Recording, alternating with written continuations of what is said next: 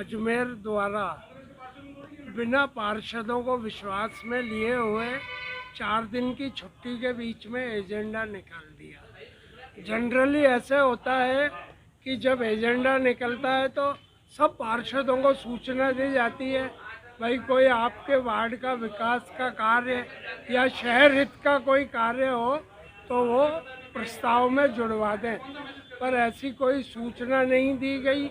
और नगर निगम अजमेर में कांग्रेसी पार्षदों और निर्दलीय पार्षदों के साथ में मोनोपोली की जा रही है।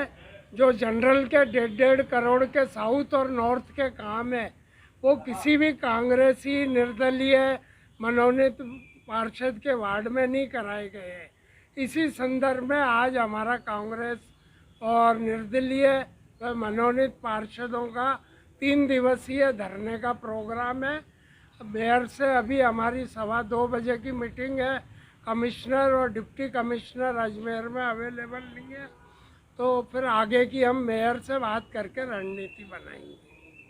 अभी ज्ञापन देने का बात करी थी पर वो कमिश्नर साहब अवेलेबल नहीं थे। अच्छा, ये साधारण सभा है कितने लंबे समय बाद हो रही है? ये करीब 1 साल और 1 महीने बाद साधारण सभा हो रही है, जबकि नगर निगम कानून ये कहता है कि 1 महीने में या ज़्यादा से ज़्यादा 3 महीने में साधारण सभा की मीटिंग आउट की जाए।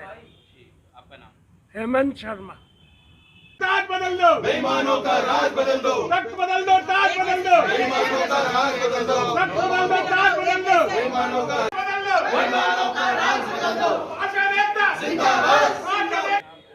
पिछले फरवरी में 2021 में जीसी हुई थी, बजट की जीसी। उसके बाद एक भी जीसी नहीं हुई है। हम पिछले बार भी लिख कर दिया, अतिक्रमण के लिए भी सारे पार्षदों ने साइन करके दिया कि जीसी बुलाई जाए, शहर की व्यवस्थाएं बिगड़ रही है। लेकिन उसके बाद भी मेयर साहब ने नहीं सुनी उस समय भी, और उसके बाद बहुत अंतराल के बाद अब ये जीसी करने जा रहे हैं। और इन्होंने किसी भी पार्षद से एक भी प्रस्ताव के लिए नहीं कहा कि भाई जीसी करने जा रहे हैं। आप लोगों के अगर कोई जनहित के विकास के कोई प्रस्ताव है तो आप इसमें सम्मिलित करिए, ऐसा कोई भी किसी पार्षद को नहीं कहा। चूँकि मैं पिछले 2015 के उसमें भी थी, उस समय भी मेरे पास लेटर भी, आज भी लेटर है, आपको दिखा सकती हूँ। जब भी जीसी होती थी उसके 10 दिन 15 दिन पहले हमारे पास एक लेटर आता था कि आपको अगर अपने जीसी होने जा रही है और अगर आपको कोई प्रस्ताव रखने हैं तो आप अपने प्रस्ताव रख सकते हो।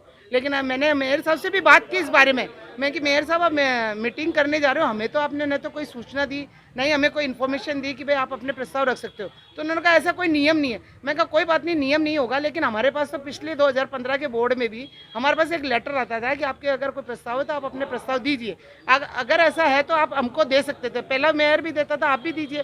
तो उन्होंने इसके ऊपर भी कोई वो नहीं सुनी। उसके बाद इन्होंने 21 तारीख की जो जीसी रखी है उसमें 7 ही वो है, और वो भी इनके गले के फांस, जो केवल पार्षदों से साइन करवाना चाहते हैं।